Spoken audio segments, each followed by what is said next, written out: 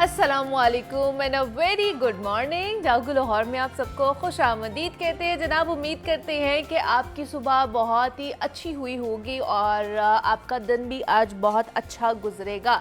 तो जनाब आज हम जिस मौजू पर बात करने जा रहे हैं वो हमारी ज़िंदगी के हर शोबे में कामयाबी का ज़रिया बनता है और वो है कामयाब टीम वर्क का। आज हम टीम वर्क के हवाले से बात करेंगे क्योंकि टीम वर्क के बगैर कुछ भी चीज़ मुमकिन नहीं हो सकती। अगर मैं यहाँ पर बैठी हुई हूँ और आज का शो अगर हम आप तक डिलीवर कर रहे हैं और पिछले कितने सालों से आप तक शो पहुँचा रहे हैं तो ये सिर्फ मेरी मेहनत नहीं है बल्कि पूरी टीम की मेहनत है जिसमें मुख्तलिफ लोग आ जाते हैं। तो पूरी टीम मिलकर काम करती है तो एक अच्छी चीज़ डिलीवर होती है और ये शो अच्छा बनता है और आप तक पहुंचता है। तो कामयाब टीम कैसे बनाई जाए और किन उसूलों को मद्देनज़र रखा जाए ना, इसी पर आज हमने बात करनी है। अक्सर हम ये सुनते हैं कि जनाब अकेला चना भाड़ नहीं फोड़ सकता और ये बात दुरुस्त भी है। चाहे आप खेल के मैदान में हो, आप ऑफिसेज़ में काम कर रहे हो या किसी बड़े प्रोजेक्ट पर काम कर रहे हो, टीम वर्क ही वो जादू है जो नामुमकिन को मुमकिन बना सकता है। वैसे भी चाहे दुनिया का जो मर्ज़ी काम हो, एक अकेला होता है और 2-11 होते हैं। तो एक कामयाब टीम बनाए, आप लीडर हैं या फिर मेंबर हैं, ये बात बाद की है। किसी भी काम में सबसे ज़रूरी ये है कि आप एतमाद बना सकते हैं कि नहीं बना सकते। टीम वर्क की बुनियाद एतमाद पर खड़ी होती है और इसी से काम में अखलास और दिल जमी भी आती है। यही वो चीज़ है जिसकी बुनियाद पर लोग एक डीपर लेवल पर एक दूसरे के साथ जुड़ते चले जाते हैं। दूसरी चीज़ ये है कि आप एक दूसरे से मौसर रवाबत रखें, कांटेक्ट अच्छे तरीके से रखें। और ये सिर्फ आपसी बातचीत के मुतालिक नहीं होता बल्कि इसमें ये बात भी मायने रखती है कि आपके आपस में ताल्लुकात इमोशनल एंड प्रोफेशनल लेवल पर किस तरह के हैं। और दूसरा ये कि तीसरी अहम चीज़ एहतराम है, एक दूसरे की इज़्ज़त करना है। आप ना सिर्फ एक दूसरे की शख्सियत का एहतराम करते हैं बल्कि उनकी खूबियों और एक दूसरे की स्किल्स को भी सराहते हैं, उन्हें तस्लीम करते हैं अपने दायरे में रह के और उन पर रिलाय करते हैं। इस तरह काम का जो माहौल है ना वो ख़ुद ब खुद खुशगवार बन जाता है। चौथे नंबर पे जो चीज़ आती है जो हम अपनी सारी चीज़ों में देख सकते हैं, टीम वर्क में देख सकते हैं, जिसके बारे में मैं आपको बताऊं जो बहुत इम्पॉर्टेंट भी है ख़ास तौर पर और जो चीज़ हम भूल भी जाते हैं वो है जनाब कि आपने टीम वर्क में एक दूसरे के साथ कंफर्टेबली काम कैसे करना है और वो बड़ा ज़रूरी है। हम उस चीज़ को कह लें कि खाते में नहीं रखते हैं। हम कहते हैं कि चलिए ठीक है कोई बात नहीं है। और दूसरा ये कि आपकी अपनी टीम का एजेंडा क्या है और इसका मकसद आपको वाज़ेह होना चाहिए ताकि ये पता हो कि हमने चलना किस सिमत को है, हमारी डायरेक्शन क्या है और कितने वक्त में हमने कौन सा टारगेट हासिल करना है। ये ना हो कि हर बंदा एक अलग ही सिमत में भागता जा रहा हो और सिमत तय करने से आपकी बहुत सारी एनर्जी भी सेव हो जाती है और कामयाबी के चांसेस मैक्सिमम लेवल तक बढ़ जाते हैं। तो इसलिए टीम अप करना या टीम वर्क करना इज़ वेरी इम्पॉर्टेंट। तो ये आज का पैगाम था हमारा कि अगर आपने टीम अप करना भी है, टीम वर्क के साथ चलना भी है तो उसमें क्या क्या चीज़ें बुनियादी असूल होने चाहिए। तो ये आज का पैगाम था। अभी आगे बढ़ते हैं क्योंकि हम लाहौर शहर की बात कर रहे होते हैं। लाहौर शहर का विज़िट भी आपको कराते हैं, मुख्तलिफ मार्केट्स का विज़िट कराया है, मुख्तलिफ चीज़ों के हवाले से हमने आपको बताया कि लाहौर शहर में क्या क्या एक्टिविटीज़ चल रही होती हैं। तो आज हमने आपको, क्योंकि लाहौर शहर को दरवाज़ों का शहर भी कहा जाता है, तो आज दिल्ली दरवाज़े के हवाले से हमने आपको बताना है कि उसकी तारीख़ क्या है और इतनी इम्पॉर्टेंस क्यों दी जाती है उसको। तो आइए पैकेज तैयार किया गया है वो देख लेते हैं। पाकिस्तान का शुमार दुनिया के उन चंद ममालिक में होता है जो कि अपने वसी तारीखी वर्से की बिना पर दुनिया भर में अहमियत के हामिल हैं। 3 सदियों तक बर्रसगीर पाको हिंद पर मुगलों ने हुकूमत की और इसी वजह से हमारी तारीख पर मुगलियत दौर के अनमिट निकूश कायम है। मुगलिया तर्ज तामीर दुनिया भर में अपनी खास पहचान रखता है जिसकी सबसे बड़ी मिसाल दिल्ली, आगरा और लाहौर है। और लाहौर को तो गोया फिर मुगलों ने फुर्सत निकाल कर पूरी मेहनत से तामीर किया है और इसीलिए लाहौर में आपको मुगलों का तर्ज तामीर जा बजा नजर आता है। शहर लाहौर में मुगल दौरे हुकूमत के बहुत से शाहकार मौजूद हैं और इन्हीं में से एक ही आज हम आपको सैर करवाएंगे। तो चलिए चलते हैं लाहौर के कदीम और खूबसूरत दरवाजे यानी दिल्ली दरवाजे में, जिसे माजी में चिट्टा दरवाजा भी। दिल्ली दरवाजा जहां एक तरफ शहर लाहौर की तारीख का ऐनी शाहिद है तो वहीं दूसरी तरफ ये एक सकाफती गढ़ भी है। दिल्ली दरवाजे के आसपास आपको शहर लाहौर की रंग बिरंगी सकाफत अपने अरूज पर बिखरी हुई मिलेगी। अगर बात करें दिल्ली गेट की तारीख की तो शहनशाह हिंदुस्तान बादशाह अकबर के दौर में लाहौर की 4 दीवारी की गई तो इसमें आमदोरफ्त के लिए 12 दरवाजे कायम किए गए। इन्हीं 12 दरवाजों में से एक की सिमत मशरिक में दिल्ली की जानिब थी तो इसीलिए दरवाजे को दिल्ली गेट का नाम दिया गया। इसी दरवाजे से शुरू होने वाली 4 दीवारी को आज भी वर्ल्ड सिटी के नाम से जाना जाता है। जंगे आजादी में नाकामी के बाद अंग्रेज अफवाज ने लाहौर के आसपास की 4 दीवारी को मुनहदम कर दिया था और बेशतर दरवाजे भी तबाह कर दिए थे, जिनमें से खुशकिस्मती से चंद एक बाकी रह गए और इन दरवाजों में से एक ये दरवाजा अपनी असल हालत में मौजूद है और शायद सबसे ज्यादा मशहूर भी है। यहाँ आपको आकर एक बार तो लगता है कि जैसे शहनशाह हिंद आप ही हैं, लेकिन यहाँ हद से ज्यादा रश आपको एहसास दिला देता है कि आप प्यारे पाकिस्तान। एक बार दाखिल हो तो कदीम लाहौर के दरवाजे भी साथ ही खुल जाते हैं। यहाँ पर गलियाँ तंग तो हैं लेकिन लोग खुले दिल के हैं और गलियाँ तंग होने के बावजूद तारीख नहीं है क्योंकि लाहौरी इनको हर वक्त बरकी कुमकुमों से सजाए रखते हैं। फिर आने वालों का रश भी दीदनी होता है जिससे आपको एहसास होता है कि आप किसी मेले में दाखिल हो गए हैं। लोग यहाँ तरह तरह की खरीदारी के लिए आते हैं, खवातीन बच्चे सैर के लिए आते हैं और फिर चलते फिरते खरीदारी भी कर लेते हैं। गेट से दाखिले के बाद आपको मशहूर जमाना और दिलकश मस्जिद वजीर खान के बुलंद मीनार अपनी तरफ रागिब कर लेते हैं। मस्जिद वजीर खान को मुगल बादशाह शाहजहां के दौर में पंजाब के गवर्नर वजीर इल्मुद्दीन अंसारी ने तामीर करवाया था। इसका फन तामीर इतना शानदार है कि कोई भी शख्स इसको देखकर दाद दिए बिना नहीं रह सकता। इतनी नफासत और मेहनत से मस्जिद की दीवारों को तामीर किया गया है कि देखने वाला दंग रह जाए। यहाँ हर वक्त आने वालों का तांता बंधा रहता है। जब मस्जिद के मीनार से आजान की सदा बुलंद होती है तो बस यूं लगता है कि अल्लाह अकबर की फिजाएं पूरे लाहौर में गूंज रही हैं और फिर एक ही सफ में सब महमूद व अयाज अल्लाह के हजूर सजदा रेज हो जाते होने पर आपको शाही हमाम का नजारा भी करने को मिल सकता है, जिसको देखने से मालूम होता है कि कदीम जमाने में बादशाहों का रहन सहन कैसा हुआ करता था। माजी की याद को ताज़ा करने के लिए अब भी यहाँ पर शहनशाह की आमद पर बजने वाले नकारे को रखा गया है। अगर आप वहाँ पर जाएं तो इस जाकर ऐसा महसूस ना करने लग जाएं कि आप निकाह के लिए तशरीफ लाए हैं और खास तौर पर शादीशुदा हैं, तो ऐसा ख्वाब बिल्कुल भी मत देखिए, वरना फिर खैर। दिल्ली गेट सकाफती गढ़ होने के साथ साथ एक अहम बाजार भी है जिसमें मुख्तलिफ अक़साम के मसाला जात और अचार का बड़े पैमाने पर कारोबार किया जाता है। यहाँ पर आपको रंगों का बाजार भी मिलेगा जिसे रंग महल कहा जाता है। इसी के साथ यहाँ पर आपको भाप उड़ाती चाय के साथ साथ लाहौर के रंग बिरंगे खाने बआसानी मिल जाएंगे। अगर आप लाहौर की तारीख को जदीद दौर में देखना चाहते हैं तो दिल्ली गेट का दौरा लाजमी करें और वहाँ जाकर मशहूर जमाना गली सूरजन सिंह, जिसको नौजवान उस्मान की बैठक वाली गली भी कहते हैं, यहाँ बैठकर एक खूबसूरत तस्वीर लेना मत भूलें। लाहौर में दिल्ली दरवाजा, सच ही कहते हैं कि दिल को दिल से राह होती। जनाब, ये दिल्ली दरवाजे के हवाले से पैकेज था, उसकी तारीख और ये इतनी अहमियत का हामिल क्यों है वो आप लोगों ने इसमें देखा है। अब हमने बात करनी है कुछ अपने आप को फिट रखने के हवाले से, क्योंकि आजकल हर किसी को कोई ना कोई परेशानी ज़रूर है, कोई ना कोई स्ट्रेस या एंजाइटी रहती है और दुनिया भर में इस पर सबसे ज़्यादा काम भी होता है। कभी कोई कॉन्फ्रेंस इस पर हो रही होती है, कभी कोई सेमिनार ज़हनी सेहत के मसाइल को उजागर करने के लिए तरतीब दिए जाते हैं, जबकि हमारे यहाँ तो इसे इम्पॉर्टेंस देने के बजाय इसका इजहार करने वालों का मजाक बनाया जाता है, जो कि मेरे ख्याल से बड़ा एक अफसोसनाक अमर है।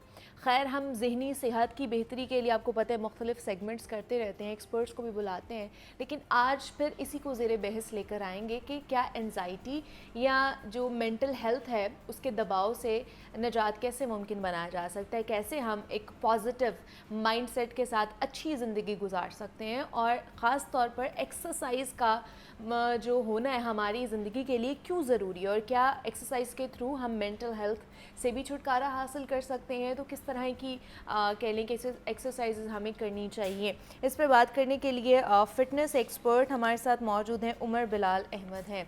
उमर, आपको वेलकम कहते हैं जागो लाहौर में, कैसे हैं आप? अल्हम्दुलिल्लाह मैम, आप बताएं। मैं भी बिल्कुल ठीक ठाक। उमर, क्योंकि स्ट्रेस बहुत ज़्यादा है, लोगों में एंजाइटी बहुत ज़्यादा है, डिप्रेशन बहुत ज़्यादा है, मेंटल प्रॉब्लम्स बहुत ज़्यादा बढ़ती जा रही हैं, तो इस सारे माहौल में अगर देखा जाए तो exercise is a good option और नॉट? मैम, हम इस क्वेश्चन पे आने से पहले जो है ना, मैं आपको थोड़ा सा इस जो लफ्ज़ है ना हमारा स्ट्रेस, इसको थोड़ा सा मिसअंडरस्टैंड किया जाता है और हम स्ट्रेस वाले लफ्ज़ को सिर्फ ज़हनी दबाव से मुंसलिक कर देते हैं। स्ट्रेस के 3 डायमेंशंस हैं। हमें सबसे पहले तो ये समझना है कि स्ट्रेस क्या है ना।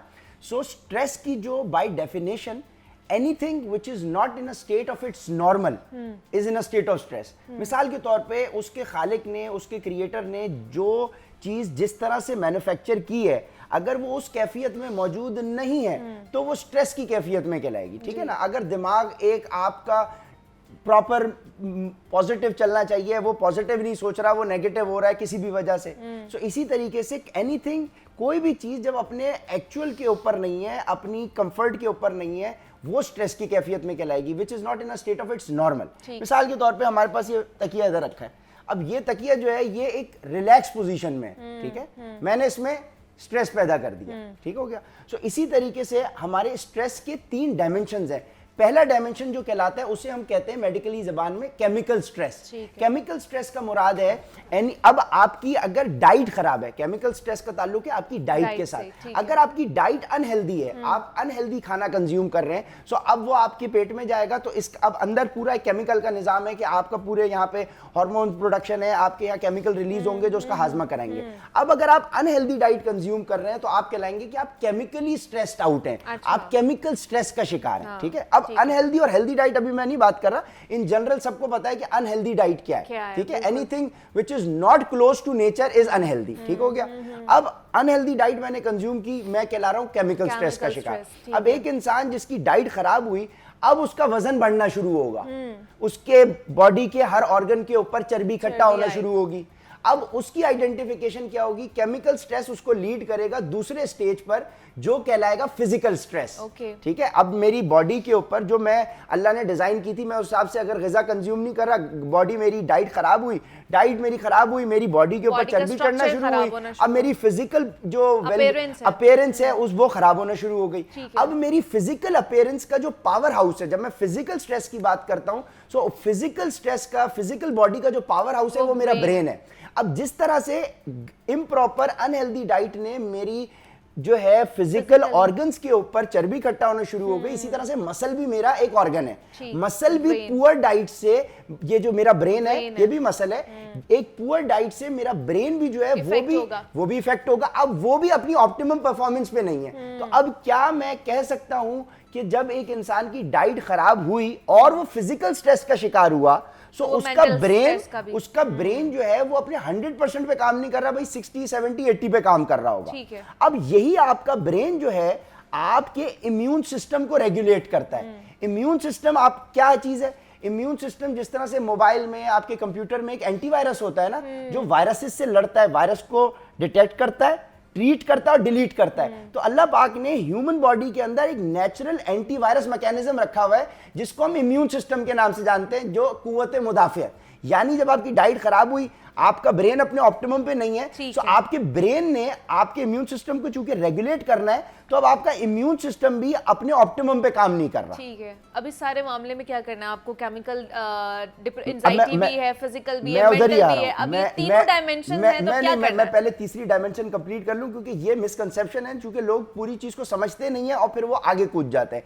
अब आपका जब इम्यून सिस्टम वीक हो गया, सो अब आपकी जो इम्प्रॉपर डाइट है उसने आपको नुकसान पहुंचाना शुरू किया और अब आपकी तबीयत खराब होना शुरू हुई, क्योंकि आपका इम्यून सिस्टम आपकी डाइट खराब होने की वजह से अपने 100% पे काम नहीं कर रहा, ठीक है। तो जब आपका ब्रेन ही 60-70 पे काम कर रहा है और उस ब्रेन ने आपके इम्यून सिस्टम को रेगुलेट करना है, तो इम्यून सिस्टम भी अपना काम नहीं कर रहा। अच्छा, अब बहुत सारे लोगों को ये जो उनका फिजिकल स्ट्रेस है, ये उनको लीड करेगा इमोशनल स्ट्रेस की तरफ, जो तीसरी डायमेंशन है, ठीक है। अब बहुत सारी हमारी खवातीन बहनें हैं जो मुझे सुन रही हैं, मैं चूंकि फिटनेस कंसल्टेंट हूं, अल्हम्दुलिल्लाह कोई 50,000 से ज्यादा मैं क्लाइंट्स को कंसल्ट कर चुका हूं। मेरा 95% क्लाइंटेल जो है that is house hold women. अब खवातीन का जब वजन बढ़ना शुरू होता है तो उनके कंसीव करने में प्रॉब्लम होती है, उनकी अज़दवाजी जिंदगी में प्रॉब्लम होती है। Same goes for women, same goes for man.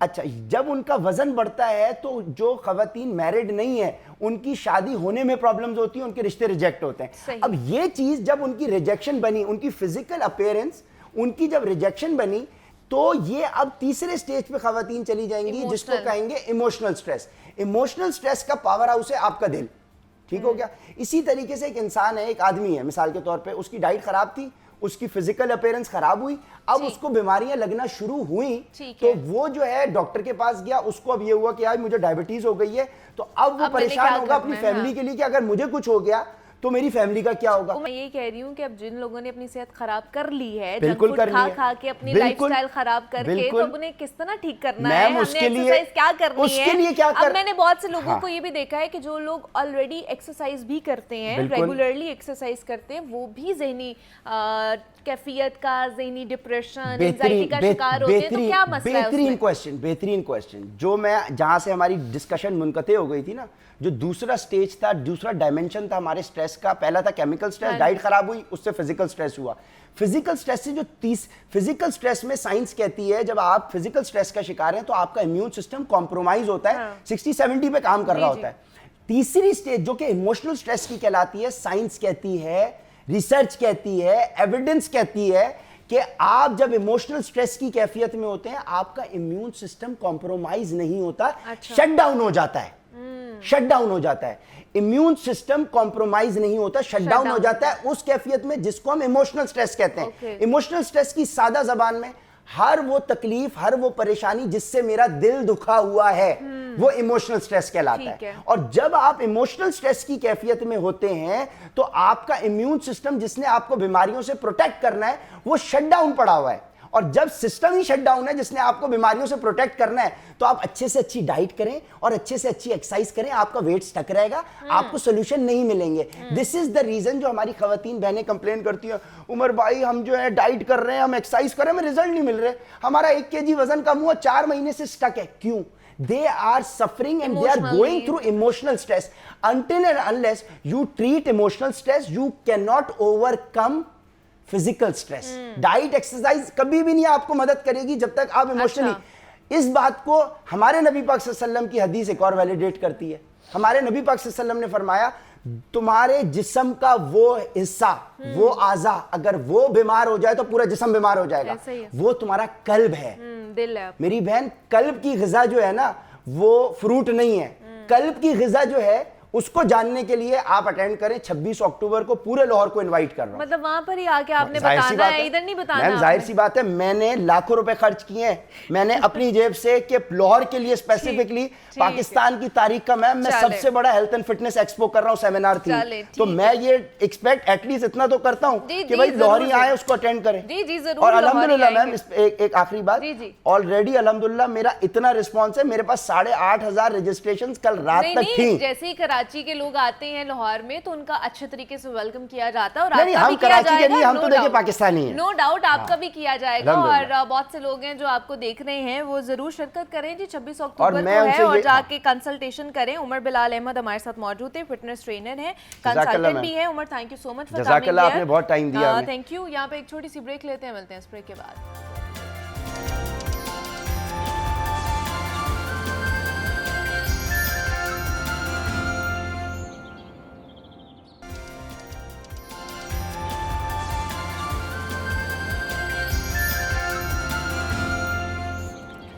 Welcome back to जागो लाहौर। और जनाब मज़ीद कुछ सेहत के मुतालिक ही बात कर लेते हैं और आज हमने बात करनी है यूरिक एसिड के हवाले से। तो ये ना सिर्फ हमारे जिस्मानी सिस्टम के लिए बड़ा परेशानी का बाइस बनता है, यूरिक एसिड की मैं बात कर रही हूँ, बल्कि ये हमारी सेहत को भी बुरी तरह मुतासर कर रहा होता है। अब इसके हवाले से हमने बात करनी है क्योंकि यूरिक एसिड की सतह में मुसलसल इजाफा ना सिर्फ जिस्म में कोलेस्ट्रॉल को बढ़ाता है बल्कि मुस्तकिल तौर पर आपके जोड़ों के दर्द का शिकार भी आपको बना देता है। अब यूरिक एसिड का मर्ज जो है ना वो जहनी अजियत के साथ साथ दिल के मुख्तलिफ अमराज का भी बाइस बन सकता है। इस मर्ज के बढ़ने की वजूहात में सबसे बड़ी वजह है गैर मयारी ग़िज़ाओं का इस्तेमाल जो हम लोग कर रहे होते हैं, जिसमें मुरगन ग़िज़ाओं का ज़्यादा इस्तेमाल यूरिक एसिड बढ़ने की सबसे बड़ी और कॉमन वजह है। आजकल हर दूसरा शख्स इस मर्ज़ का शिकार हो रहा है, लेकिन अक्सर लोग इसकी तरफ तवज्जो नहीं देते हैं, जबकि यूरिक एसिड बढ़ने की वजह से जिस्म में मुतादिद बीमारियां भी हो सकती हैं। यूरिक एसिड बढ़ जाए तो उसे कैसे कंट्रोल किया जा सकता है और इसका इलाज क्या है, और ख़ास तौर पर अगर आपका यूरिक एसिड बढ़ रहा है तो आपको कैसे पता चलेगा, इसका भी तो पता होना चाहिए ना कि क्या साइंस एंड सिम्टम्स ऐसे हैं जिससे आपको पता चले कि आपका यूरिक एसिड बढ़ रहा है। इस पर हमने बात करनी है और इस पर बात करने के लिए हमारे साथ डॉक्टर अजहर नवाज साहब मौजूद हैं स्टूडियोज़ में, जो कि गेस्ट्रोएंट्रोलॉजिस्ट हैं और उसके साथ साथ मेडिसिन के भी एक्सपर्ट हैं, तो उनसे बात कराते हैं आपके। डॉक्टर साहब आपको वेलकम कहते हैं जागो लाहौर में। कैसे हैं आप? ठीक है, अल्हम्दुलिल्लाह, आई एम फाइन। आप कैसी हैं? मैं भी बिल्कुल ठीक ठाक। डॉक्टर साहब, यूरिक एसिड के हवाले से हमने बात करनी है। ये ऐसा मर्ज़ है जो कि सबको लाहक भी है और पता भी नहीं चलता है, तो सबसे पहले तो बताइए कि यूरिक एसिड होता क्या है और किस तरह इसकी तशख़ीस की जा सकती है? जी, thank you so much. Uric acid basically हमारी बॉडी में प्यूरिन्स होती हैं। प्यूरिन्स बेसिकली क्या है कि यह जो हमारा डीएनए या आरएनए होता है उसकी डिग्रेडेशन की वजह से कुछ प्रोडक्ट्स बनती हैं। अच्छा। जब प्यूरिन्स की डिग्रेडेशन होती है तो उसकी डिग्रेडेशन की वजह से यूरिक एसिड बनता है। आपको पता है कि हमारी बॉडी में डेली जो है वो बहुत से सेल्स बन रहे हैं और बहुत से सेल टूट रहे होते हैं। तो जब प्यूरिन्स की डिग्रेडेशन होती है तो उससे एक प्रोडक्ट बनती है जिसे यूरिक एसिड कहते हैं। अच्छा। अब यूरिक एसिड बेसिकली एक नॉर्मल हेल्दी पर्सन के अंदर किडनीज़ के थ्रू और इंटेस्टाइन के थ्रू एक्सक्रीट हो रहा है। मोस्टली जो इसकी एक्सक्रीशन है वो मोर देन 70% वो किडनीज़ के थ्रू है और रिमेनिंग जो है वो 30% तक वो इंटेस्टाइन के थ्रू है। अच्छा, ठीक है। अब जो यूरिक एसिड है बेसिकली इसकी ज़्यादती की वजह क्या हो सकती है? अब इसकी ज़्यादती की दो वजूहत है मेन। नंबर 1, या तो ये बंद ज़्यादा रहा है बॉडी में। नंबर 2, या इसकी एक्सक्रीशन उस तरह से नहीं हो रही जिस तरह से होनी चाहिए। ठीक है। अब इसकी नॉर्मल वैल्यूज़ क्या है? अब इसकी जो नॉर्मल वैल्यू है वो अगर तो ये 6.8 मिलीग्राम पर डेसीलीटर से ज़्यादा है तो हम इसे हाइपर यूरिसीमिया कहते हैं या यूरिक एसिड की ज़्यादती कहते हैं। अगर इससे नीचे है तो नॉर्मल है। अब आपने बात की इसके साइन एंड सिम्टम्स की। इसमें बहुत ज़्यादा मिथ्स हैं। बहुत से लोग इसको बहुत सी कंडीशन के साथ लिंक करते हैं। कुछ लोगों को पेट में दर्द होता है तो वो यूरिक एसिड का टेस्ट करवा रहे हैं। अच्छा। कुछ लोगों को मसल्स पेन हो रहा है तो वो यूरिक एसिड का टेस्ट करवा रहे हैं। बेसिकली बहुत से लोगों के अंदर तो ये एसिम्प्टोमेटिक भी होता है, ओह, जिसके कोई सिम्टम्स ही नहीं है। ठीक है। अब इसमें मैं ये बताता चलूँ कि गाइडलाइन ये रिकमेंड करती हैं अगर तो एसिम्प्टोमेटिक हाइपर यूरिसीमिया है तो उसको ट्रीट करने की ज़रूरत नहीं होती। उसके अंदर सिर्फ आपको डाइटरी रिस्ट्रिक्शंस की ज़रूरत है। क्योंकि जब एक पेशेंट को एक अलामात ही नहीं है तो आपने उसके ट्रीटमेंट से आपको कोई बहुत ज़्यादा फ़ायदा नहीं होगा। आप कॉस्ट बढ़ा रहे हैं, आप बार बार टेस्टिंग कर रहे हैं और तब भी पता चलेगा जब आप टेस्ट करेंगे तभी आपको पता चलेगा कि इस बंदे को यूरिक एसिड है। ठीक है। दूसरा इसमें ये है कि ये एशियन पॉपुलेशन में इसकी जो ज़्यादा है रेशो ज़्यादा है। अब दूसरे नंबर पे इसकी सिम्टम्स या अलामात की बात करते हैं तो इसकी जो अलामात हैं उसके अंदर सबसे ज़्यादा जो है ये जोड़ों की इन्वॉल्वमेंट ज़्यादा होती है। ठीक है। इसमें मोनोआर्थराइटिस भी हो सकता है, ज़्यादा ये मोनोआर्थराइटिस के तौर पे प्रेजेंट करता है। अच्छा। मोनोआर्थराइटिस से मुराद ये बिग टो, ये जो हमारे पाँव का अंगूठा है इसकी सोजिश की वजह, सबसे बड़ी वजह जिसको हम एक्यूट गाउट भी कहते हैं कि मतलब फर्स्ट जो है इसके सिम्टम्स यही होते हैं। बहुत से लोगों को कोई भी अलामत नहीं होती और सडनली जो है वो जो पाँव का अंगूठा सूज जाना, ये जो है वो पहली अलामत के तौर पर जब आप टेस्ट करवाते हैं तो आपको पता है कि यूरिक एसिड ज़्यादा बड़ा होगा।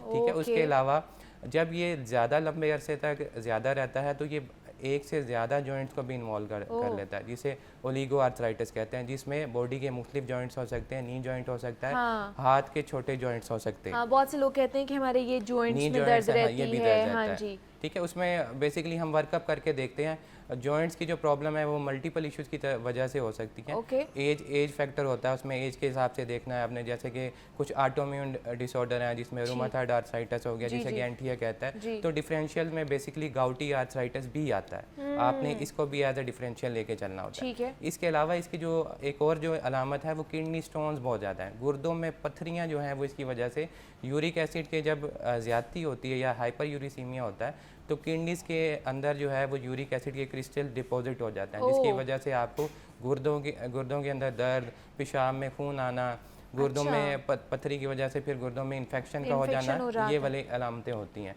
तो बेसिकली इसके दो ही मेन सिम्टम्स हैं, या तो ये आपके जॉइंट्स को इन्वॉल्व कर रहा है, नंबर 2 या फिर ये किडनी स्टोन्स का है। अच्छा, बहुत से लोग ये भी शिकायत करते हैं कि जनाब हम रात को सही सोते हैं लेकिन सुबह जब उठते हैं तो हमारे पैरों में बहुत ज़्यादा दर्द होती है, जब हम नीचे स्टेप्स लेते हैं चला नहीं जाता है, हालांकि कुछ भी नहीं हुआ होता है। तो क्या ये भी एक अलामत हो सकती है यूरिक एसिड के बढ़ने की? जी, उसमें मैंने जैसे आपको पहले बताया कि जॉइंट्स की इन्वॉल्वमेंट तो इसकी जो है ना वो प्राइमरी सिम्टम्स ही जॉइंट्स की जो ठीक है। गाउटी आर्थराइटिस है। ठीक है। अब जब भी हम जिस भी पेशेंट को जॉइंट्स प्रॉब्लम के लिए एवेलुएट कर रहे होते हैं तो उसके डिफरेंशियल में गाउटी आर्थराइटिस रखा जाता है। मतलब अगर उसको रूमाटॉइड आर्थराइटिस नहीं है या ऑस्टियो आर्थराइटिस नहीं है और सिर्फ हमें सोल यही कॉज मिल रही है तो hyperuricaemia can be a cause in अच्छा, सच हो सकता है हो सकता है। और बहुत से लोग कहते हैं जी हमारे हाथ और पैर सूज जाते हैं, सूजन हो जाती है, स्वेल हो जाते हैं, वो भी क्या आ सकता है इसमें? जी देखें, जब जोड़ों की इन्वॉल्वमेंट होती है तो जोड़ों की इन्वॉल्वमेंट की वजह से जब जॉइंट्स के ऊपर स्वेलिंग आती है तो हाथ पांव सूज जाते हैं। हाँ, बिल्कुल। तो उसकी सूजने की वजह से मरीज़ की ये अलामात हमें शो होती हैं। ठीक है। इसके अलावा इसमें मज़ीद जो मैं चीज़ ऐड करना चाहूँगा वो ये है कि हमारे यहाँ पे जो है ना इसको एक बहुत ज़्यादा मिथ बना दिया गया। बहुत से ऐसे पेशेंट जो अपनी रैंडमली टेस्टिंग करवा रहे हैं लेकिन उनको कोई ऐसे सिम्टम नहीं होते, मतलब एसिम्टोमेटिक हाइपर यूरिसीमिया है और आपको कोई भी जोड़ों में दर्द नहीं है, कोई गुर्दों में पथरी वगैरह नहीं है, लेकिन उनको जो है ना वो मेडिकेशन स्टार्ट की जाती है। तो ऐसे पेशेंट्स में मेडिकेशंस को अवॉइड करना चाहिए। अच्छा। मतलब जब आपको सिम्टम्स ही नहीं है, बेसिकली हमने तो सिम्टम्स को ट्रीट करने के लिए मेडिकेशंस लेनी होती हैं, तो ऐसे पेशेंट के अंदर सिर्फ जो है वो डाइटरी रिस्ट्रिक्शंस करके इसको बेहतर किया जा सकता है। डाइटरी रिस्ट्रिक्शन इस जिनके सिम्टम्स नहीं है उनके लिए ये बात कर रहे हैं आप। दूसरे नंबर पे जो सिम्टोमेटिक हैं उनमें तो दोनों चीज़ें चलेंगी, डाइटरी रिस्ट्रिक्शंस भी चलेंगी और साथ जो मेडिसिन भी चलेंगी। ठीक है। अब बात कर लेते हैं कि डाइटरी रिस्ट्रिक्शंस क्या होनी चाहिए। क्या हो सकती हैं? ठीक है, इसके अंदर जैसे कि मैंने पहले बताया कि यूरिक एसिड जो है वो प्यूरिन्स की डिग्रेडेशन की वजह से बन रहा होता है, तो जो ऐसी डाइट जिनके अंदर प्यूरिन्स की ज़्यादा तादाद होती है हमने उनको अवॉइड करना है। समटाइम जो यूरिक एसिड है, एक तो प्राइमरी हाइपर यूरिसीमिया हो सकता है, मतलब कि सिर्फ यूरिक एसिड की ज़्यादती है। अच्छा। लेकिन कुछ लोग ऐसे हैं जिसमें आप यूरिक एसिड को मैयर करते हैं तो यूरिक एसिड की ज़्यादती जो है वो दूसरे ऑर्गन्स की फेलियर के बारे में भी बताती है। लाइक कुछ लोगों में कि जैसे मैंने बताया कि यूरिक एसिड की एक्सक्रीशन के लिए किडनीज़ का फंक्शन बहुत ज़रूरत है, तो हम जब किडनीज़ के टेस्ट करवाते हैं तो पता लगता है कि किडनीज़ भी सही काम नहीं कर रही। दूसरे नंबर पे एक आजकल बहुत ज़्यादा टर्म यूज़ की जाती है मेटाबॉलिक सिंड्रोम। हाँ जी। मतलब यूरिक एसिड ज़्यादा होने के साथ आपका जो है ट्राइग्लिसराइड्स भी ज़्यादा है, आपका ब्लड प्रेशर भी ज़्यादा है, आपकी ब्लड शुगर लेवल भी वो नॉर्मल रेंज में नहीं है, आप ओबेसिटी भी है, आपकी वेस्ट जो है वो 30 मेल्स के अंदर 34 सेंटीमीटर से ज़्यादा है, मतलब सेंट्रल ओबेसिटी है। तो ये जो प्रिडिक्शन है वो यूरिक एसिड ये भी बता सकता है कि आप आइदर मेटाबॉलिक सिंड्रोम में फॉल कर रहे हैं कि नहीं, क्योंकि आजकल आपको पता है कि जिस तरह की डिजीज़ चल रही हैं ओबेसिटी की वजह से, ना सिर्फ फैटी लीवर डिजीज़ बल्कि डायबिटीज़ के केसेस बहुत ज़्यादा पाकिस्तान के अंदर तो बहुत ज़्यादा राइज कर रहे हैं। अब बात करते चले हैं डाइटरी रिस्ट्रिक्शंस के हवाले से, तो डाइट के अंदर ऐसे लोगों ने जो रिस्ट्रिक्शन करनी है, जैसे कि मैंने पहले अर्ज़ किया कि इसकी एक्सक्रीशन के लिए जो है वो किडनीज़ का फंक्शन होना ज़रूरी है। तो अगर तो हम वाटर रीहाइड्रेशन अच्छी करें, मतलब वाटर इनटेक अपना अच्छा रखेंगे तो उसकी एक्सक्रीशन ज़्यादा बेहतर हो सकती है। तो इसमें रिकमेंडेड ये है कि कम से कम जो है ऐसे पेशेंट्स के अंदर 2 लीटर तक यूरिन एक्सक्रीट होना चाहिए। मतलब आप इतना अपने आप को हाइड्रेट रखें ताकि जो ओवर यूरिक एसिड आपकी बॉडी के अंदर है वो यूरिन के थ्रू एक्सक्रीट हो जाए। ठीक है, एक तो रीहाइड्रेशन या हाइड्रेशन का बड़ा अच्छा रोल है। दूसरे नंबर पे आपने रेड मीट जो है उसको अवॉइड करना है। ठीक है, उसके अलावा सी फूड को अवॉइड करना है। उसके अलावा कुछ लोग जो हैं, आपको पता है कि एशियन पॉपुलेशन वैसे ही बड़ी फूडी है, तो इसमें ऑर्गन मीट जो है जिसमें हम लोग जो कलेजी बहुत ज़्यादा यूज़ कर रहे हैं या किडनीज बहुत ज़्यादा यूज़ कर रहे हैं, इनको अवॉइड करना होता है। अच्छा, वो इसके अलावा अल्कोहल होगी, बियर होगी, ये भी उसकी जो है ना प्रोडक्शन को इंक्रीज़ करती हैं। इसके अलावा ऐसी ड्रिंक्स जिनके अंदर फ्रुक्टोज या कार्ब्स की क्वांटिटी बहुत ज़्यादा होती है तो वो भी इसकी ज़्यादती का बायस बनते हैं। मतलब ये जितनी भी फिज़ी ड्रिंक्स हैं जी, इनको अवॉइड करना है। ठीक है, और चिकन वगैरह खा सकते हैं ये लोग? वाइट मीट जो है वो अच्छा है, वाइट मीट के अंदर जो है वो इसकी ज़्यादती का बायस नहीं बनता। लेकिन फिर अर्ज़ करता चलूँ कि हर जो बंदा है उसके अंदर ये डाइटरी जो है ना, मतलब एक एक्सेस की वजह से नहीं हो रहा। बेसिकली पैथोलॉजी इसमें जेनेटिक कंडीशंस भी हैं। इसके अलावा डिफरेंट कॉजेज हो सकते हैं, पर्सन टू पर्सन वेरी करते हैं कि उसको किस कॉज की वजह से। मतलब कुछ लोग ऐसे भी हैं जिनकी कंजम्पशन इन चीज़ों की ज़्यादा है लेकिन उनके अंदर जो है वो आपको हाइपर यूरिसीमिया नहीं मिलेगा। कुछ लोग हैं उनकी क्वांटिटी कम भी है लेकिन उनकी जेनेटिक कंडीशन या जो यूरिक एसिड की प्रोडक्शन में जो एंजाइम्स लिंक्ड है उनकी डेफिशिएंसी है, जिसकी वजह से उनके अंदर आपको ज़्यादा यूरिक एसिड का लेवल मिलेगा। लेकिन फिर रिक्वेस्ट वही है कि अगर तो सिम्टम्स हैं तो ट्रीट करना है, अदरवाइज़ अगर सिम्टम्स नहीं है तो हमने उसको जो है वो डाइटरी रिस्ट्रिक्शन के साथ ही मेंटेन करना है। अच्छा, कौन सी ऐसी चीज़ें हैं अगर लोग डॉक्टर के पास नहीं जाना चाह रहे हैं, घर में कुछ ऐसी रेमेडीज़ हैं जिसके थ्रू इसको बेहतर, इसकी कंडीशन को बेहतर किया जा सकता है? कौन कौन सी ऐसी चीज़ें जो कि उन्होंने अपनी डेली रूटीन में ऐड ऑन करनी है यूरिक एसिड के पेशेंट? ओवरऑल बात कर रहे हैं, एसिम्प्टोमेटिक या सिम्प्टोमेटिक नहीं, ओवरऑल बात करें। उसके अंदर जो है जैसे कि मैंने पहले बताया कि आपने अपनी बॉडी को हाइड्रेट अच्छा रखना है, ठीक है। आपने जो है वो प्रोटीन या रेड मीट की अपनी कंजप्शन कर ली, आपने जो है ना वो अपनी बेसिकली हमारी जो पॉपुलेशन है, आप अगर पाकिस्तान का ही डाटा देख लें, अभी जो रिसेंट डाटा है इंटरनेशनल डायबिटीज़ फेडरेशन का, उसमें every third Pakistani is diabetic, हाँ। ठीक है। और टाइप 2 डायबिटीज़ के केसेस क्यों बढ़ रहे हैं? क्योंकि एशियंस के अंदर वैसे ही सेंट्रल ओबेसिटी बहुत ज़्यादा है, ठीक है। तो obesity itself is a factor for hyperuricemia. तो अपना वेट कंट्रोल रखें, ठीक है। अपने वेट को BMI के अकॉर्डिंगली जो है वो नॉर्मलाइज करें। उसके अलावा फिजिकल एक्टिविटी को बढ़ाएं, ठीक है। फिजिकल एक्टिविटी बढ़ाएंगे और बाहर की जितने भी ये जो बहुत ज़्यादा जंक फूड हो गया, फैटी मील्स हो गए, रेड मीट्स हो गए, जैसे हमने ऑर्गन मीट की बात की, उसके अलावा जो सी फूड्स हैं इनको अवॉइड करें और एक नॉर्मल बैलेंस डाइट पे आएँ। मतलब हमारे अनफॉर्चुनेटली एशियन जो इतने फूडी हैं वो ये है कि या तो उनकी टोटल कंजम्पशन ही सारी मीट्स की है, मतलब होल डे जो है वो मीट ही चल रहा है।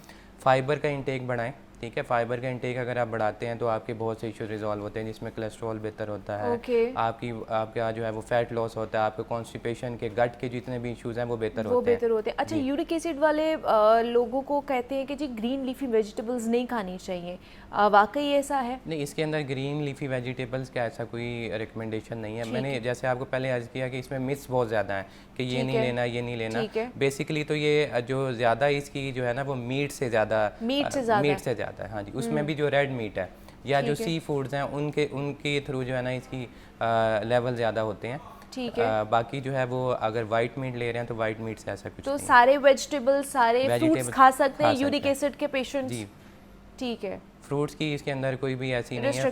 फ्रूट्स बेसिकली फ्रूट्स भी जो हम लोग ले रहे होते हैं उसमें मोस्टली लोग क्या करते हैं, उसका छिलका उतार देते हैं। हाँ, जो उसका जो फाइबर कंटेंट होता है वो वैसे ही रिमूव हो जाता है। तो जो भी ऐसे फल हैं जैसे सेब है तो उसको छिलके के साथ लें, ठीक है। तो ताकि जो फाइबर कंटेंट है, फाइबर कंटेंट बेसिकली आपकी गट की मोटिलिटी को बेहतर करता है। कॉन्स्टिपेशन के जो मसाइल हैं, जो गैस के इश्यूज़ हैं, जो डिस्पेप्सिया जलन के इश्यूज़ हैं वो बहुत ज़्यादा बेहतर होते हैं, ठीक है, फाइबर कंटेंट बढ़ाने। दूसरे नंबर पे हमारे लोग क्या करते हैं कि खाना खा के फ़ौरन से लेट जाते हैं, ठीक है। तो एक तो जो रात का खाना है उसको मिनिमाइज़ करें, ठीक है। रात का जो खाना है वो सोने से कम 3 घंटे पहले लें, ठीक है। क्योंकि जब रात को हम खा के सो जाते हैं तो एक तो ये कि हमारी कोई जो है ना वो एनर्जी यूटिलाइज नहीं हो रही, ठीक है। तो उसकी वजह से वो जितनी भी आपने इनटेक लिया वो जितनी भी कैलोरीज थी वो स्टोर होंगी और फैट में कन्वर्ट होंगी और वो एक ओबेसिटी का बाइस बनेगी। अच्छा, दूसरा मुझे डॉक्टर साहब ये बताया कि अगर एक दफ़ा आपको यूरिक एसिड का प्रॉब्लम हो सकता है तो ये लाइफ लॉन्ग प्रॉब्लम है, डिजीज़ है? देखें, उसमें मैंने जैसे पहले बताया था कि हम इसका वर्कअप करके देखते हैं कि बेसिकली इसकी रीज़न क्या है, ठीक है। अब उसमें कुछ ड्रग्स भी ऐसी होती हैं जो यूरिक एसिड की लेवल्स को बढ़ाती हैं, ठीक है। अच्छा। जिसमें कुछ पेशेंट ऐसे हैं जो ब्लड प्रेशर के पेशेंट होते हैं, हाँ। जिनके अंदर हम डायूरेटिक्स दे रहे होते हैं तो वो भी इसके लेवल्स को बढ़ाती हैं। कुछ लोग किडनी के पेशेंट्स भी होते हैं, उनका भी हो सकता है, वो भी मेडिसिन खा रहे होते हैं। किडनीज के पेशेंट के अंदर तो वैसे ही जब किडनीज आपकी नॉर्मल फंक्शन नहीं कर रही तो वो तो इसको एक्सक्रीट ही नहीं कर पा रही, तो आपको मेडिकेशन देना है। इसके अलावा कुछ ऐसे पेशेंट्स हैं जो कीमोथेरेपी पे हैं, तो जब कीमोथेरेपीज़ वो लगवाते हैं तो उसकी वजह से सेल की ब्रेकडाउन बहुत ज़्यादा होती है, तो उसकी वजह से यूरिक एसिड बहुत ज़्यादा बनता है। तो ऐसे पेशेंट्स के अंदर भी हमें थेरेपी देनी है, चाहे वो एसिम्प्टोमेटिक भी हैं। अच्छा। क्योंकि अगर तो हम उनको नहीं देते तो वो उनकी किडनीज को अफेक्ट करेगा, ठीक है। तो ऐसे पेशेंट में बेसिकली हमें वर्कअप करके देखना है कि यूरिक एसिड की ज़्यादा वजह किससे। अगर तो कोई ड्रग ऐसी कर रही है तो हमारे पास बहुत ज़्यादा ड्रग्स हैं जो ब्लड प्रेशर को कंट्रोल कर सकती हैं, तो अगर कोई ऐसा फैक्टर लगता है तो हम उसको चेंज कर सकते हैं। दूसरे नंबर पे आपने जैसे बताया कि इसमें हम यूजुअली ये करते हैं कि 3 मंथ्स के लिए थेरेपी देते हैं, ओके। उसके बाद हम यूरिक एसिड का लेवल रिपीट करवाते हैं। अगर तो यूरिक एसिड का लेवल नॉर्मल, थेरेपी के अंदर मेडिकेशंस होती हैं, ठीक है। उसकी मेडिकेशन दे के हम उसको ऑब्जर्व करते हैं। उसके बाद हम उम्मीद करके देखते हैं कि क्या ये पेशेंट सिर्फ डाइटरी रिस्ट्रिक्शन के साथ इसको कंट्रोल कर पाता है। तो अगर तो वो डाइटरी रिस्ट्रिक्शन के साथ कंट्रोल कर पाता है और उसको दोबारा कोई इस तरह के सिम्टम नहीं अपेयर होते तो फिर हम जो है थेरेपी को होल्ड रखते हैं और उसमें हमें दोबारा स्टार्ट करवाने की ज़रूरत नहीं होती है। लेकिन अगर आपने एक पेशेंट में थेरेपी को होल्ड किया और उसके बाद उसके सिम्टम्स रीअपीयर हो जाते हैं, तो उसमें ऐसे पेशेंट में फिर हमें जो है वो लाइफ लॉन्ग थेरेपी देनी पड़ती है। लाइफ लॉन्ग थेरेपी और आपकी मेडिसिन भी लाइफ लॉन्ग ही चलती जी। हैं। तो यूरिक एसिड प्रॉब्लम्स क्योंकि बढ़ती जा रही हैं, उस हवाले से हमने बात की है कि उसकी क्या क्या कॉमन कॉजेज़ हो सकती हैं और किस तरह आप इस प्रॉब्लम को मैनेज कर सकते हैं। इस पर बात करने के लिए डॉक्टर अजहर नवाज़ हमारे साथ मौजूद है। डॉक्टर साहब बहुत शुक्रिया आपके वक्त का कि आप यहाँ पर आए। ब्रेक लेते हैं, यहाँ पे मिलते हैं इस ब्रेक के बाद।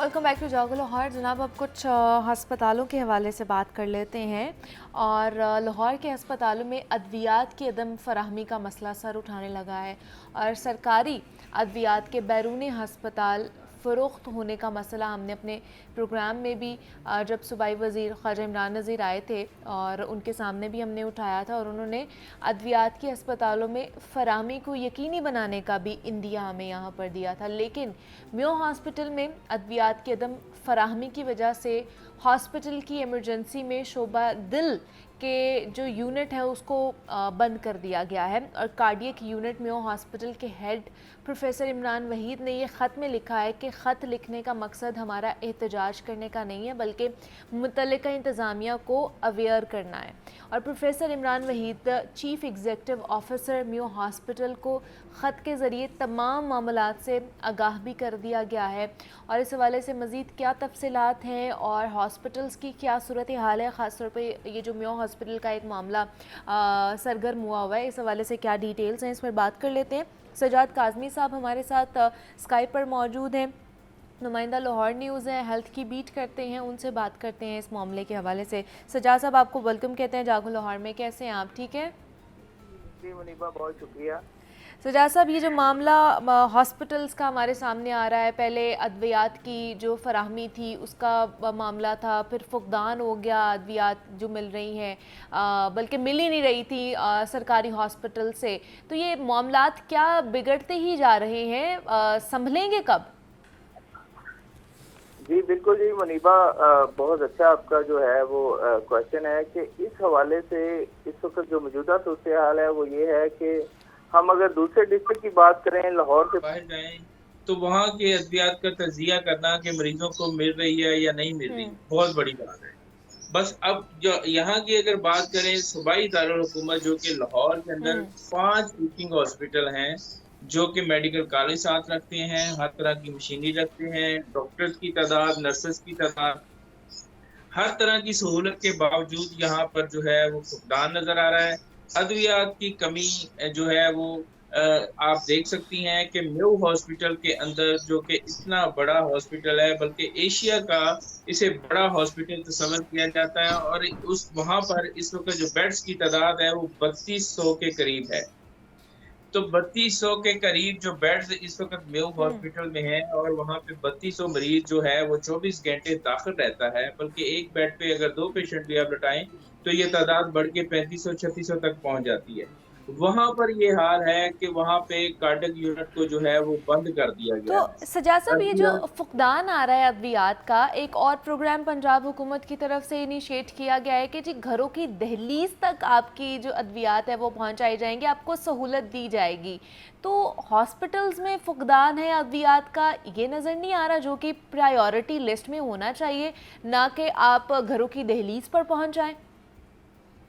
जी बिल्कुल जी मुनीबा, बहुत अच्छा सवाल किया है। गवर्नमेंट ने 3 ऐसी बीमारियां अनाउंस की हैं जिसमें ये ऐलान किया गया है कि इन 3 बीमारियों के अंदर जो कार्डियक है, टीबी है और हेपेटाइटिस है, ये 3 बीमारियों की अद्वियात जो है वो घर पर पहुंचेगी।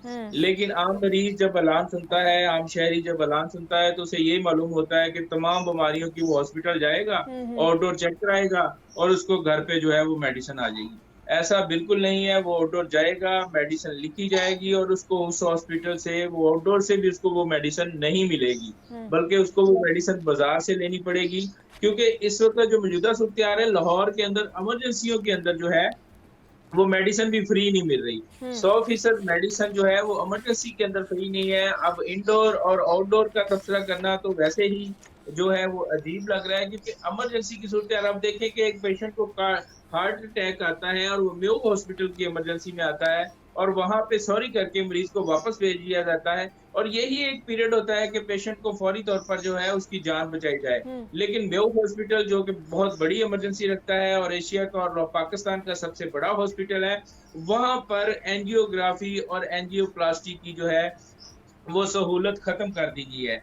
साबिक वज़ीर आला पंजाब मोहसिन नकवी की जानिब से ये हदायत की गई थी कि ना सिर्फ एंजियोग्राफी, ना सिर्फ एंजियोप्लास्टी, स्टंटिंग, बल्कि बाईपास जो है वो 24 घंटे के अंदर किया जाए। हाँ, ये हाँ। तो हैरानकुन अमर है कि ये ये इतनी ऑब्वियसली बड़ी जब हार्ट अटैक होता है सजाद साहब, बड़ा ये नाजुक मामला होता है, ये सेकंड्स का मामला होता है कि सेकंड्स में डॉक्टर्स जो हैं उस पेशेंट को अटेंड करें और सेकंड्स के अंदर उसकी जान बचाई जा सकती है। और जब ये इस तरह पेशेंट्स को लेकर आया जाएगा, दिल के पेशेंट्स को मेयो हॉस्पिटल, और वहाँ पे डॉक्टर सॉरी कर देंगे और उस पेशेंट को कहीं और रेफ़र किया जाएगा, बोला जाएगा आप किसी और हॉस्पिटल में ले जाएं, और खुदा ना खास्ता रास्ते में ही उस पेशेंट की डेथ हो जाती है, तो ये नुकसान तो सिर्फ फैमिली का है ना। इसका जिम्मेदार फिर हुकूमत को ठहराएं, किसको ठहराएं, कि हेल्थ सेक्टर को ठहराएं?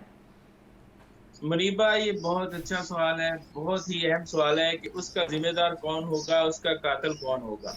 ये हैरानगी की बात है कि इस वक्त जो है इस तरह का तयन किया ही नहीं जा रहा, इस तरह का किसी जगह पे मुआवजा नहीं किया जाता कि पेशेंट किधर जाएगा। पेशेंट को कह दिया जाता है कि आप चले जाएं। अब आप देखिए, मेरे पास एक छोटी सी मिसाल है, 2 साल की बच्ची है, वो स्पेशल बेबी है, ना वो बैठ सकती है, ना वो बोल सकती है, ना वो चल सकती है, और उसके मसाने के अंदर जो है इतनी बड़ी तकरीबन 10 से 12 mm की पत्थरी बनी हुई है और 6 माह से वो चिल्ड्रन हॉस्पिटल लाहौर का चक्कर लगा रही है, लेकिन उसकी सर्जरी नहीं की जा रही।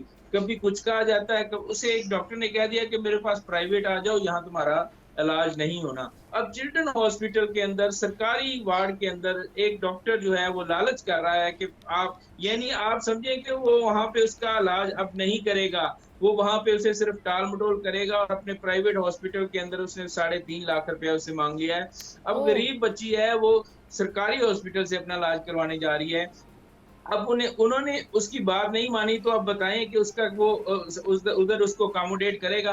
वो कभी भी नहीं, वो उसको उसी तरह तंग करता रहेगा ताकि उसको एहसास हो कि वो प्राइवेट उसके कहने पे जो है वो इलाज नहीं करवाया, उसको 3.5 लाख रुपया नहीं दिया। यहाँ तक कि मैंने वाइस चांसलर साहब को, यहाँ चिल्ड्रन हॉस्पिटल के जो एमडी हैं, उनको भी रिक्वेस्ट की, इतला दी, लेकिन अभी भी वो कह रहे हैं कि हमारी कोई मशीन खराब है, कोई मसला चल रहा है।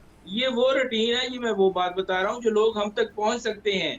जो लोग हम तक पहुंचते नहीं है, कंप्लेन नहीं करते, उनके पब्लिक हॉस्पिटल, सरकारी हॉस्पिटल के अंदर उनका क्या हाल होता है आप अंदाजा नहीं कर सकती।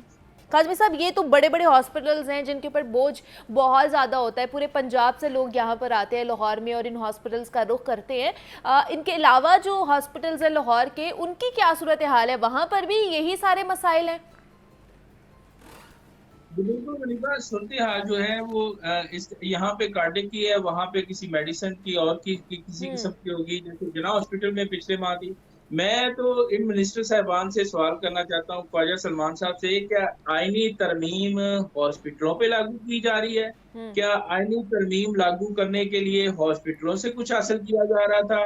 हॉस्पिटलों की मैनेजमेंट मंगवाई गई थी वहां पर इस्लामाबाद के अंदर, या हॉस्पिटलों से कुछ सामान या अद्वियात आईनी तरमीम में काम आई है जो यहाँ पे शॉर्टेज हो रही है? मिनिस्टर साहबान जो है वो इस तरफ तवज्जो दें, यहाँ देखें कि मरीजों के साथ क्या हो रहा है।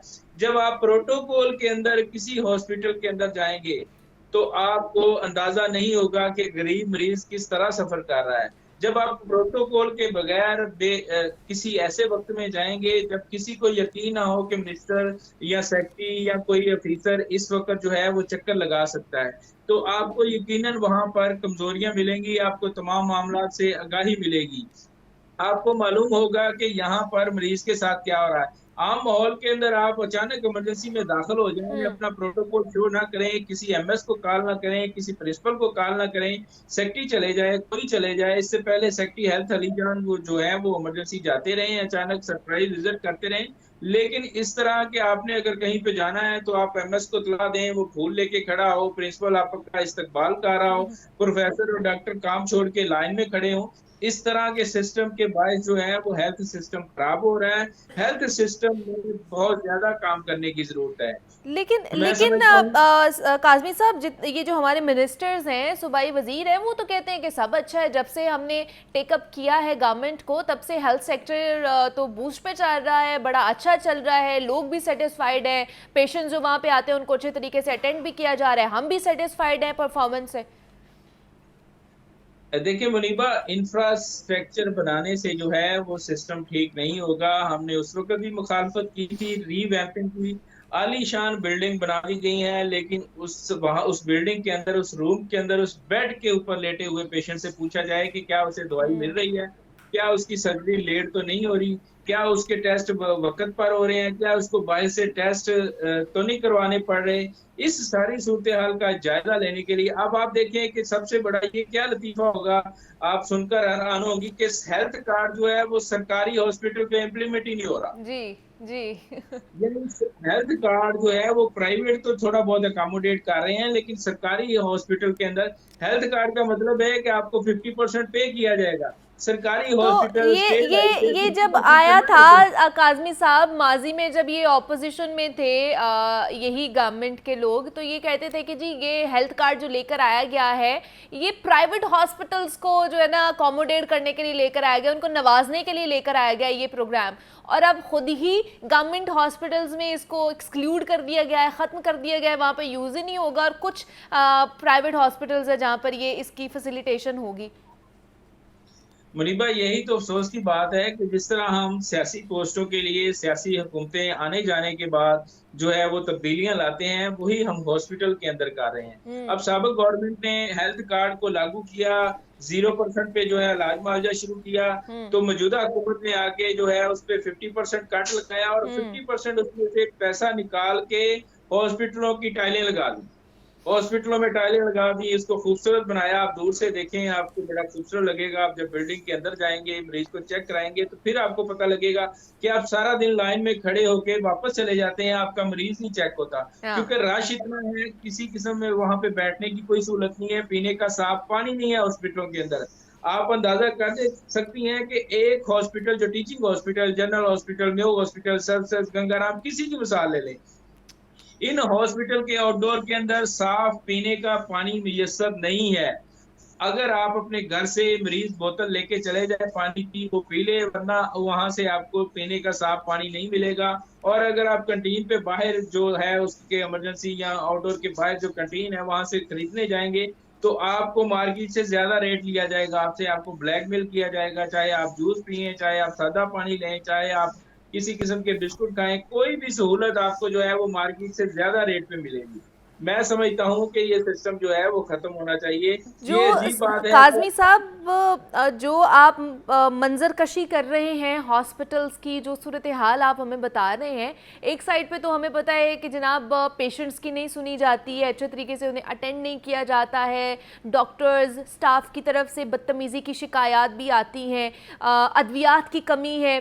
दूसरी तरफ जो मंजर कशी आप कर रहे हैं, पानी नहीं मिल रहा, वहाँ पे बैठने की जगह नहीं है, वहाँ पे कोई पंखे की सहूलत नहीं है, वॉशरूम्स की सहूलत नहीं है, साबुन की सहूलत नहीं है, तो जो उसके अटेंडेंट होते हैं, जो लवाहिकीन होते हैं, वो भी इतने कह ले के गैर हालात में वहाँ पे उसका शिकार होते हैं, वो भी पेन ले रहे होते हैं वहाँ पे। एक तो अपने पेशेंट का ले रहे होते हैं पेन, दूसरा ये सारी प्रॉब्लम्स का पेन ले रहे होते हैं।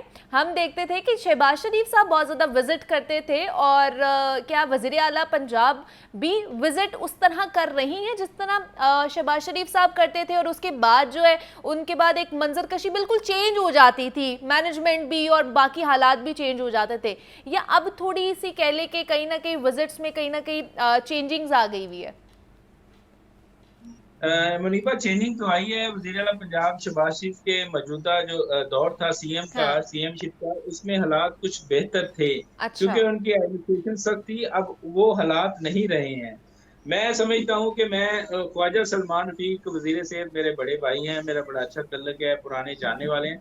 मैं उनको मुनाजरे का चैलेंज करता हूँ कि मेरे सामने बैठ के बता दें कि लाहौर के इस हॉस्पिटल के अंदर जो है वो 100% सहूलियात दी जा रही है। उनका कहना है कि 100% सहूलियात नहीं दे सकते, अद्वियात फ्री नहीं दे सकते। आप अद्वियात 100% नहीं दे सकते, आप टेस्ट ऑफिसर नहीं दे सकते, आप मसला कि अगर आपने हेल्थ कार्ड लागू कर दिया है, आपको स्टेट लाइफ से पेमेंट हो रही है अद्वियात की, और मैंने अभी आपको बताया कि वहां पे हेल्थ कार्ड नहीं हो रहा, सबसे बड़ा लतीफा ये है कि हेल्थ कार्ड के पैसे कटे जा रहे हैं मरीज से। जो भी मरीज सरकारी हॉस्पिटल में दाखिल होगा उसके साथ हेल्थ कार्ड फॉर्म लगा दिया जाएगा और पैसे काट लिए जाएंगे। अच्छा, वो सहूलत नहीं ले रहा है लेकिन उसके पैसे कट रहे हैं। जी, अफसोस की बात यह है कि अगर वो वहां पे हेल्थ कार्ड पे इलाज करवा रहा है, 10 लाख रुपया उसके कार्ड के अंदर मौजूद है, तो उसको अद्वियात बाहर से क्यों लानी पड़ रही है? आप एलपी करें, लोकल परचेज करें। अगर आपके हॉस्पिटल में वो मेडिसिन नहीं है तो उसको सहूलत दें, क्योंकि आपने उससे पैसे लेने हैं। अगर आप फ्री दे रहे हैं तो फिर आप ऐसा कर सकते हैं, लेकिन हेल्थ कार्ड के बाद तो जरूरी हो गया था कि आप इलाज को 100% जो है वो 100% अद्वियात, 100% टेस्ट, 100% सर्जरीज सबको बेहतर बनाएं। लेकिन सरकारी हॉस्पिटल के अंदर सबसे बड़ा जो मैंने तजिया किया है इन दिनों के हालात के अंदर, हालात इतने बुरे हो गए हैं, खासतौर पर हेल्थ कार्ड बनने के बाद डॉक्टर मरीज को कायल करते हैं कि वो प्राइवेट शाम को मेरे पास आ जाए, वो मेरे हॉस्पिटल आ जाए, मैं वहां से आपकी सर्जरी कर दूंगा, वरना वो जलीलो ख्वार हो जाएगा। लेकिन लोगों के पास, आप जानती नहीं कि लोगों के पास आउटडोर तक पहुंचने के पैसे नहीं है। लोग किराया लोगों से लेके आउटडोर तक जाते हैं, पर्ची बनाते हैं, अगर उनका चेकअप नहीं होता आप फील नहीं कर सकते कि उनको किस मायूसी का सामना करना पड़ता है, वो किसके आगे जाके रोए। एमएस के प्रोटोकॉल के अंदर गार्ड खड़े हुए हैं, एमएस के ऑफिस के बाहर गार्ड खड़े हुए हैं, प्रिंसिपल के ऑफिस के बाहर गार्ड खड़े हुए हैं, वो किसको जाके कहे कि मुझे मेडिसिन नहीं मिल रही, वो किसको जाके कहे कि मुझे डॉक्टर ने बदतमीजी की है, वो किससे कहे कि मैं सुबह से लाइन में खड़ा हूँ लेकिन पर्ची बन ही नहीं रही है। यहाँ पे ये सिस्टम है कि एमएस को मिलना जो है वो मुहाल हो जाता है। आगे एमएस के पीए बैठे हैं, आगे एमएस के पीएसओ बैठे हैं, एक एमएस के पास 10 से 12 अफराद का अमला मौजूद है। वो क्या कर रहे हैं? वो मीटिंग अटेंड करते हैं, वो सेक्रेटेरिएट जाते हैं। अगर वो इतना कुछ कर रहे हैं तो वो मरीजों के लिए कर रहे हैं, तो मरीजों को तो कुछ नहीं मिल रहा। अगर वो मरीजों के लिए कर रहे हैं तो ओपन जगह पे बैठे, बाहर बैठे, मरीजों की बात सुने।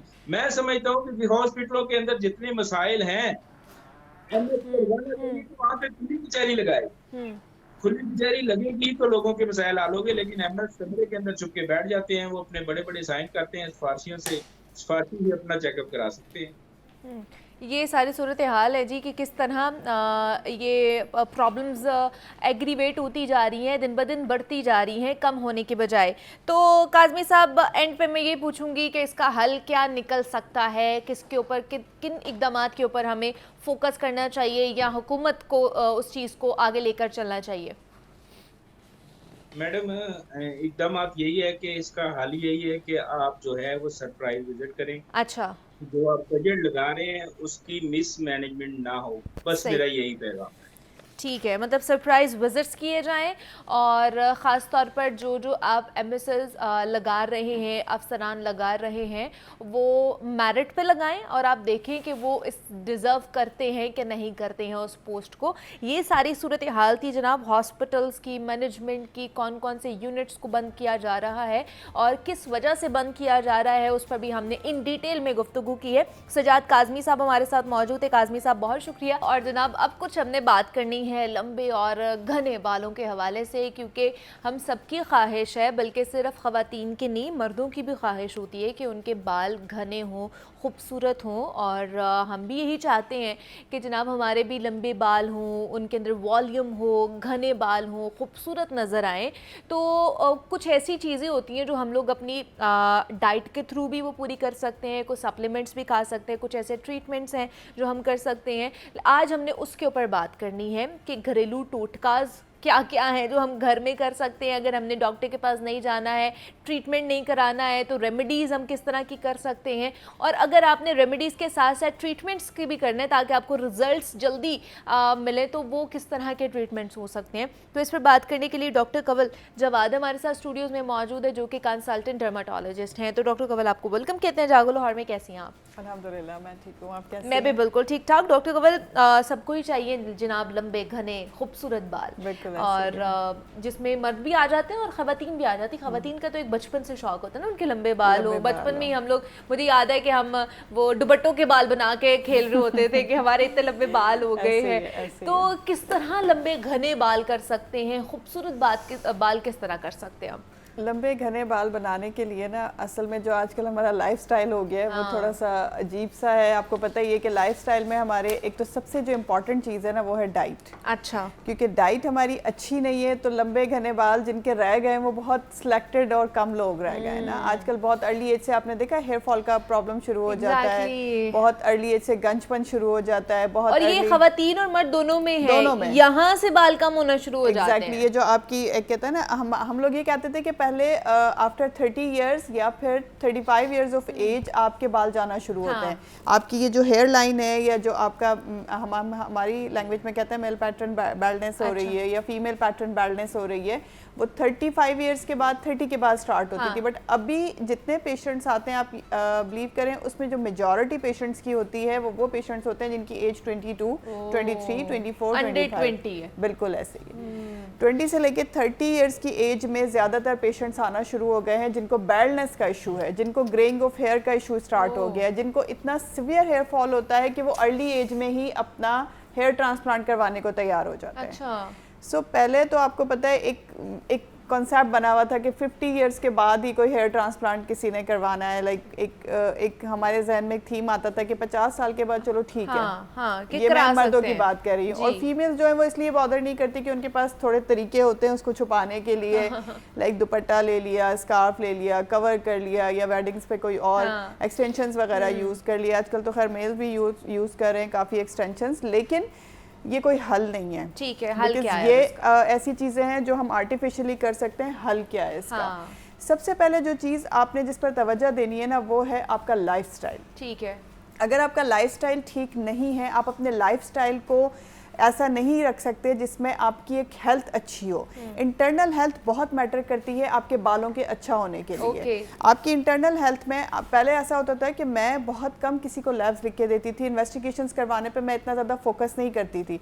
बट अब मैं कुछ महीनों से देख रही हूँ कि पेशेंट्स जितने भी हमारे पास हेयर फॉल के साथ रिपोर्ट हो रहे हैं उनमें सबसे मेजर चीज़ें जो हैं, अगर मैं डाइटरी डेफिशिएंसीज की बात करूँ तो vitamin D deficiency, serum ferritin यानी कि आयरन की डेफिशिएंसी, आपकी हीमोग्लोबिन बहुत कम होती है, आपका विटामिन B12 बहुत कम होता है। इसकी वजह से हेयर फॉल ज़्यादा होता है। इनकी वजह से हेयर फॉल स्टार्ट हो जाता है। अगर आप किसी भी क्रॉनिक डिजीज़ को अभी सफ़र करके आए, जैसे क्रॉनिक डिजीज़ से मेरा मतलब ये है कि अगर किसी को कोविड हुआ है, डेंगू हुआ है, टाइफाइड हुआ है, कोई मेजर सर्जरी हुई है, तो ये वो सब लोग हैं जो कि सफर करके आए एक लंबी बीमारी से, तो उनको हेयर फॉल हो सकता है। आपने मैनेज कहाँ से करना शुरू करना है? अपनी डाइट से। ठीक है। और डाइट बिकॉज इतनी हमारी प्योर रह नहीं गई है आजकल, तो डाइट पर आप इतना नहीं कर सकते फोकस। तो अब आपने क्या करना है कि आपने सप्लीमेंट्स लेने हैं, लेकिन खुद से सप्लीमेंट्स नहीं लेने, डॉक्टर से पूछ के। अनटिल अनलेस कि आपकी जो आपने लैब्स करवाई हैं उसमें डायग्नोसिस बनती ये है कि आपको इन चीज़ों की डेफिशिएंसी है। लैब्स में ये पता चल रहा है कि आपको डेफिशिएंसी है, उन चीज़ों का सप्लीमेंट लें।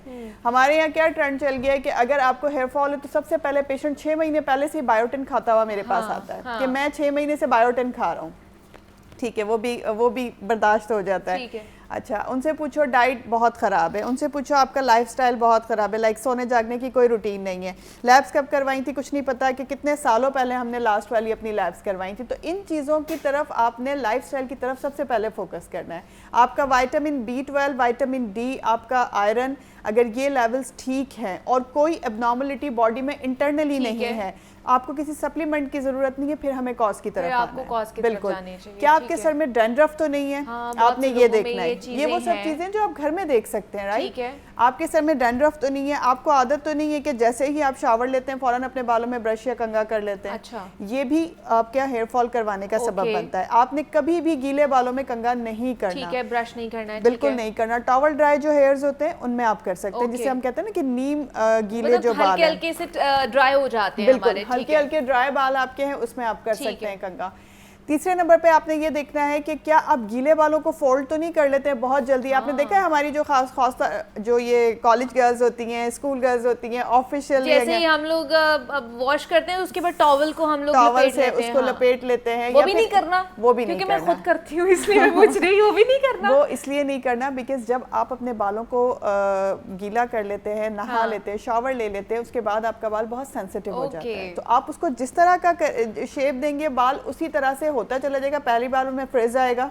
दूसरी बात ये कि वो वीकेस्ट होता चला जाएगा बिकॉज रूट्स आपकी सेंसिटिव है, उस पर भी केमिकल लगाए, शैम्पू लगाए, कंडीशनर लगाए, तो आपने अपने बालों को छोड़ देना है। ठीक है। आप अपने मतलब शोल्डर्स पे टॉवल रख लें, अगर कपड़े गीले होने का खतरा है तो लपेटना नहीं है। ठीक है। एक ये दूसरा, गीले बालों को आपने लपेट के फोल्ड करके कैचर या पोनीटेल या जो भी आपने करना है वो करके नहीं जाना।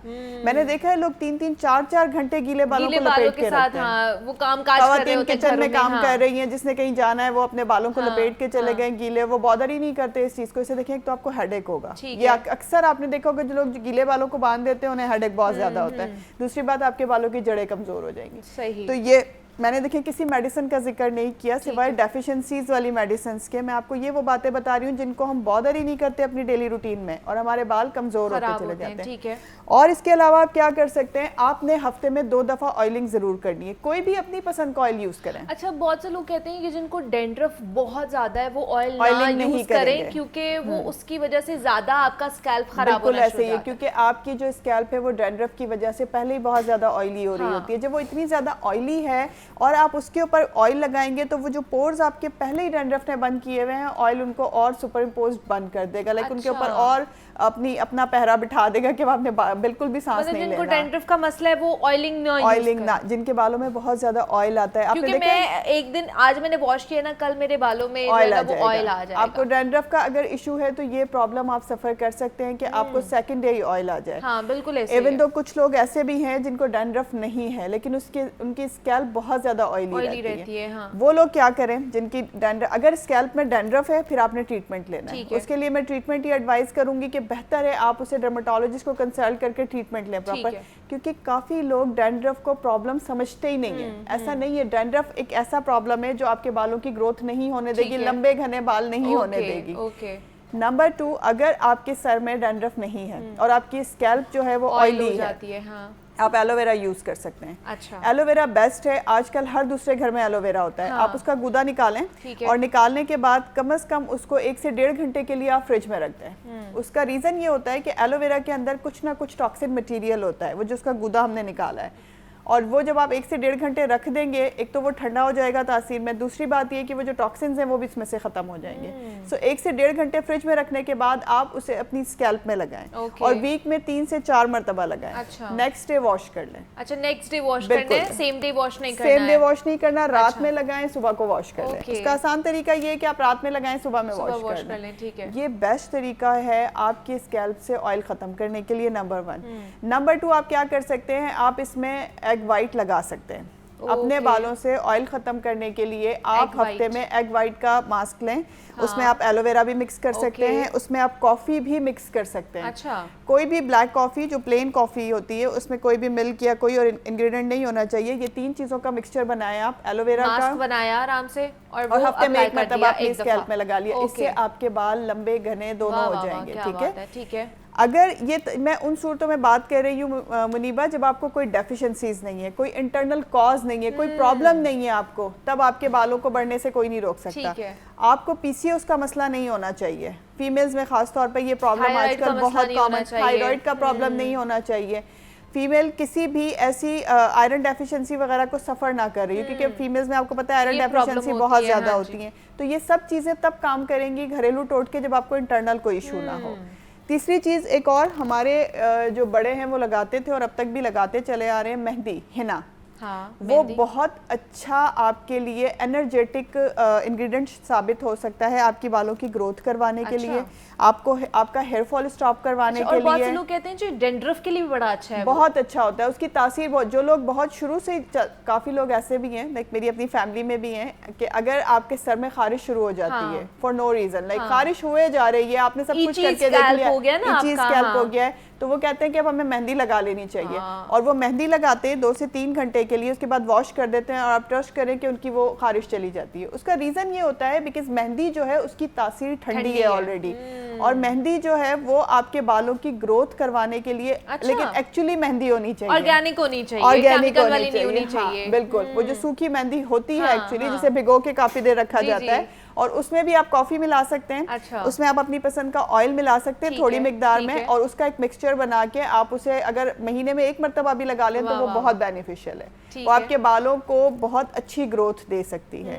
सो ये सब पॉकेट फ्रेंडली चीजें हैं, आप अपने घर में कर सकते हैं, और ये वो चीजें हैं जो कोई भी कर सकता है, इसमें कोई रेस्ट्रिक्शन नहीं है। रिस्ट्रिक्शन नहीं। अच्छा, दूसरा डेंड्रफ के बारे में, जिनको डेंड्रफ का बहुत प्रॉब्लम होता है, आता जाता रहता है ऑन एंड ऑफ उनके स्कैल्प के अंदर, और एक शैम्पू यूज किया जाता है, मेडिकेटेड शैम्पू, कोनाज है, और इसके अलावा और भी बहुत से शैम्पूज हैं, क्या वो यूज हमें करने चाहिए? वो अच्छे हैं हमारे स्कैल्प कर सकते हैं, बिल्कुल। ऐसा बेसिकली जो आपने नाम लिया इसमें कीटोकोनाजोल होता है, ये इसकी फॉर्मुलेशन है कीटोकोनाजोल। किसी भी शैम्पू में अगर कीटोकोनाजोल मौजूद है और आपकी स्कैल्प में आपको पता है डैंड्रफ हो रही है और इसीलिए इची स्कैल्प हो रही है, तो आप कर सकते हैं उससे आप, लेकिन उसका एक तरीका होता है। ऐसा नहीं है नॉर्मल शैम्पू की तरह सर नहीं धोना, उसे आप अपनी स्कैल्प में लगाएं और कम से कम उसे 2 से 3 मिनट तक स्टे करवाएं, और फिर उसके बाद वॉश कर लें। कम से कम 3 से 4 मरतबा आपने हफ्ते में उसे यूज करना है। बाकी डेज में आप अपना नॉर्मल शैम्पूज यूज कर सकते हैं। तो ये थे जनाब हमारी टिप एंड ट्रिक्स के आप अपने हेल्दी हेयर्स किस तरह बना सकते हैं, खवातीन भी और मर्द हजरात भी।